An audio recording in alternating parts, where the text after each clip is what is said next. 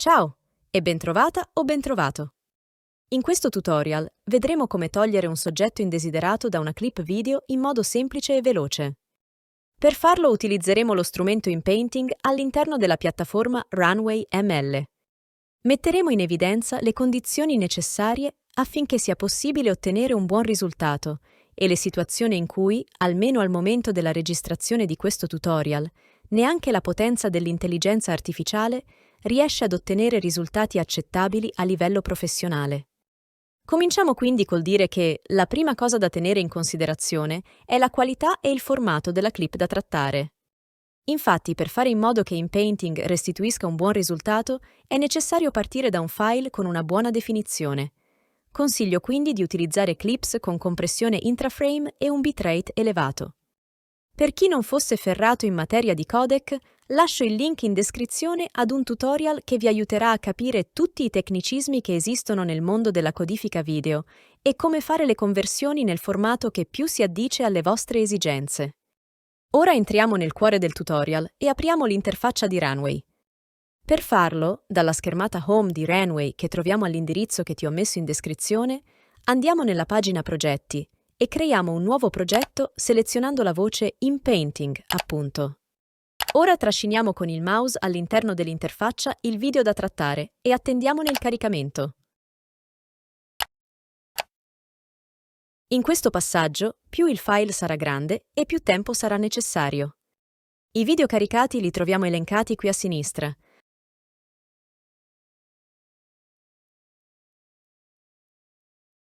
Facciamo doppio clic sulla clip che ci interessa e il video verrà caricato in timeline. Ora spostiamo il cursore nel punto in cui si trova il soggetto che vogliamo cancellare dal video. Ipotizziamo di voler togliere questo signore che cammina qui in mezzo. Come puoi notare, quando il puntatore del mouse entra nel riquadro del video si trasforma in un cerchietto viola. Utilizziamolo per mascherare il soggetto.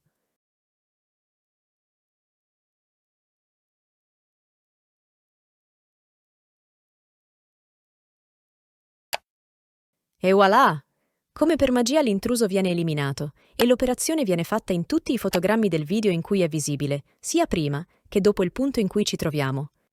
Fantastico, vero?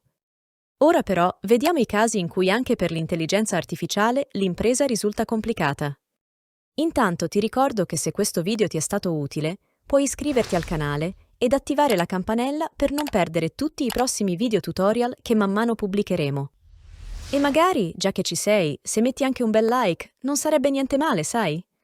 Come dicevo, il file deve essere di buona qualità, ma in alcuni casi, anche con file molto dettagliati, le probabilità di ottenere un buon risultato scendono drasticamente, come nel caso in cui volessimo togliere da questa clip anche i soggetti molto lontani, quindi molto piccoli e non chiaramente definiti. Spostando il cursore, ne possiamo vedere 4 in lontananza. Per selezionarli, possiamo ridurre la dimensione del cerchietto con questo controllo qui. Quindi mascheriamoli e vediamo cosa succede.